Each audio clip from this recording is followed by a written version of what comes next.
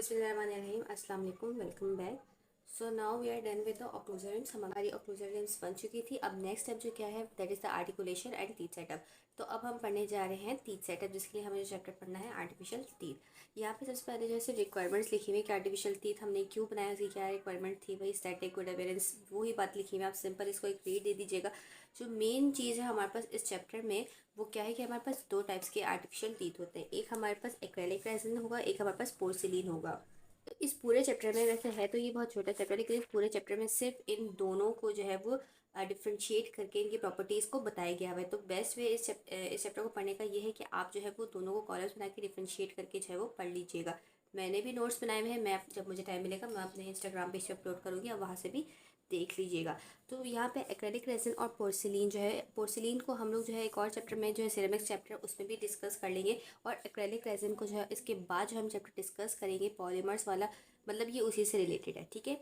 यानी ये पॉलीमर से होते हैं, लेकिन इसके पॉलीमर में और जो हम बेस प्लेट के लिए यानी हीट क्योर सेल्फ क्योर का जो पॉलीमर होता है उसमें सिर्फ एक ही मेन डिफरेंस है कि हमारे पास उसमें पिंक कलर का जो है वो इंडिकेटर डाला हुआ होता है, क्योंकि वो जिंजाइवल अपीयरेंस दे रहा होता है। और यहाँ पे हम टूथ कलर के पिगमेंट्स डालते हैं इस रेजिन में, ठीक है।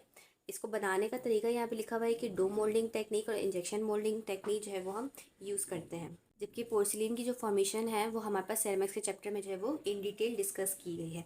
अब प्रॉपर्टीज़ पे आते हैं। तो यहाँ पे जो इंपॉर्टेंट बात है बच्चों, हमारे पास जो सिनेरियो में पूछी जाती है वो ये क्लिकिंग साउंड वाली बात है कि अगर हमारे पास इस तरह का सिनेरियो है कि एक पेशेंट है, उसने एक डेंचर लगाया हुआ है और वो ये कंप्लेन कर रहा है कि उसको क्लिकिंग साउंड आती है, तो आप बताएं कि उस डेंचर में कौन से जो है वो किस मटेरियल के तीत जो है वो लगे हुए होंगे। तो यहाँ पे हमारे पास पोर्सिलीन के साथ जो है वो क्लिकिंग साउंड जो है वो प्रोड्यूस होती है। इसके अलावा इनकी प्रॉपर्टीज़ में जो आपको पता होना चाहिए वो ये पता होना चाहिए कि जो हमारे पास एक्रेलिक रेजिन है उनकी केमिकल बॉन्डिंग होती है डेंचर बेस के साथ, और पोर्सिलीन को हम जो है वो मैकेनिकल रिटेंशन देते हैं। यहाँ पे नीचे पूरे चैप्टर में इनकी प्रॉपर्टीज़ को डिस्कस किया गया है। बच्चों ये बहुत अच्छा चैप्टर लिखा हुआ है, अगर आप इसको गौर से पढ़ेंगे तो आपको जो मेन चीज़ में जो है ना वो इनके ड्रॉबैक से फोकस करना है कि किस जो है पोर्सिलीन का ड्रॉबैक क्या है और एक्रेलिक का ड्रॉबैक है, क्योंकि अमूमन सिनेरियोज में वही चीज़ पूछी होती है कि हमारे पास एब्रेजन जो है वो किस टाइप ऑफ मटेरियल की प्रॉब्लम है, क्रेजिंग जो है वो किसकी प्रॉब्लम है। तो यहाँ पे ये सारी बातें जो है वो लिखी हुई है। लास्ट में एक बात ये लिखी हुई है कि हमारे पास जो एक्रेलिक रेजिन के जो है वो दांत वो ज़्यादा कंपेटेबल होते हैं डेंचर पेस्ट से,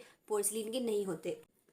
ये जो चार्ट है बच्चों ये बहुत इंपॉर्टेंट है, आपको लाजमी याद करना है, लेकिन आपको इसकी जो है ये वैल्यूज़ नहीं याद करने, बस आपको यहाँ पे याद करना है कि इनकी जो है मतलब कौन से वाले जो है वो मटेरियल की डेंसिटी ज़्यादा है, किसकी जो कोफिशिएंट ऑफ थर्मल एक्सपेंशन ज़्यादा है, किसकी मॉडुलस ऑफ इलास्टिसिटी ज़्यादा है। अब यहाँ पे जो बात लिखी हुई है कि हमारे पास पोर्सिलीन जो है उसमें आप देख रहे हैं कि उसका कोफिशिएंट ऑफ थर्मल एक्सपेंशन जो है वो काफ़ी कम है और मॉडुलस ऑफ इलास्टिसिटी काफ़ी ज़्यादा है।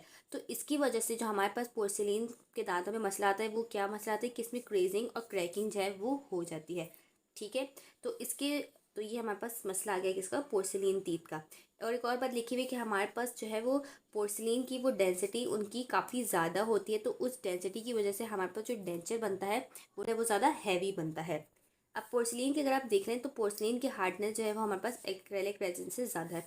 तो हार्डनेस ज़्यादा हो गई तो इसका मतलब है वो वेयर को रेजिस्ट कर सकते हैं, यानी उनमें जो है वो वेयरिंग रेजिस्टेंस अच्छी होगी। अब एक्रेलिक टीथ की जो हमारे पास इतनी हार्डनेस नहीं है तो उसके अंदर एब्रेजन्स वगैरह वो ज़्यादा होते हैं, तो ये किसकी हमारे पास प्रॉब्लम आ गई, एक्रेलिक रेजिन्स की आ गई।